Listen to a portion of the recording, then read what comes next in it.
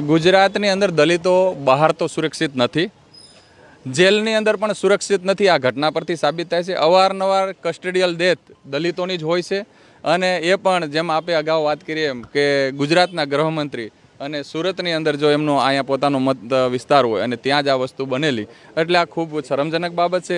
આ લાશ અમે ત્યાં સુધી સ્વીકારવાના નથી જ્યાં સુધી અમને એફઆઈઆર દર્જ નહીં થાય. અને સંઘવી સાહેબને એક મેસેજ આપું છું આપના મીડિયાના માધ્યમથી કે સાહેબ આપ અવારનવાર કહેશો ગુજરાતની અંદર એક પણ સમરબંધીને છોડવામાં નહીં આવે, તો આ જેલની અંદર એવા કયા સમરબંધીઓ છે કે જેલની અંદર પણ આ કેદીઓ, જે કેદીઓના માવતર છે, મેજિસ્ટર હોય છે, તો એ કેદીઓ છે એમને આવી રીતે એમના મોત થાય છે.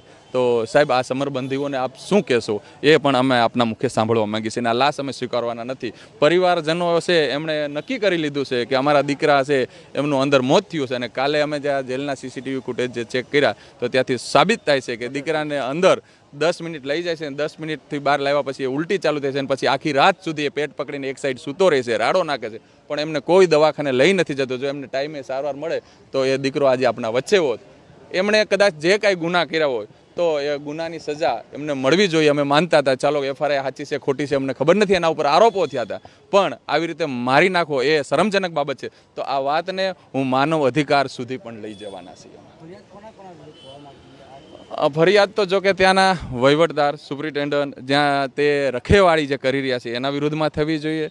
અને ખાસ કરીને જે 5 વ્યક્તિ જે એને ઝડપી રૂમમાં લઈ ગયા હતા એના વિરુદ્ધમાં તો 302 થવી જોઈએ. તો અમે પ્રશાસનને એ જ કહેવા માંગુ છું કે આજે હું 12 વાગ્યા સુધીનો સમય પ્રશાસનને આપું છું. હજી આજે 12 વાગે પ્રશાસન મને કંઈ પણ જવાબ નહીં દે તો હું રોડ ઉપર અમે ઉતરશું. અને એ બી નહીં, એનાથી બી કંઈ નહીં આવે તો હું અહીંયાથી મારી ડેડ બોડી લઈ અને આપણે ગુજરાત ગૃહમંત્રી હર્ષ સંઘવીના બંગલે પણ જઈ અને મૂકીશ. અને પણ એમને પણ કહું છું કે હું અહીંયાથી એકવાર ત્યાં આવ્યો ત્યારબાદ આ બોડીની જવાબદારી ટોટલ એમની રહેશે, મારી કોઈ રહેશે નહીં. આજે 12 વાગ્યા સુધીનો પ્રશાસનને હું આ રીતનો ટાઈમ આપું છું કે 12 વાગ્યા સુધીમાં મને કંઈ પણ જવાબ હાલે.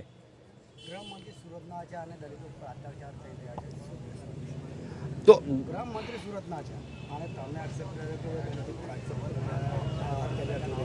તો એના વિશે ગૃહમંત્રીને જો ગૃહમંત્રી સુરતના હોય અને એમની દેખરેખમાં જો આ લાજપુર જેલ આવતી હોય અને જો અહીંયા આવી ધાંધલી હાલતી હોય તો આ ગૃહમંત્રીને બહુ શરમજનક બાબત છે. એને બહુ શરમજનક વાત છે કે એના દેખરેખમાં જો આવી ધાંધલી હાલે છે તો બી એ શાંતિથી સૂતા છે, એ કંઈ કરતા નથી.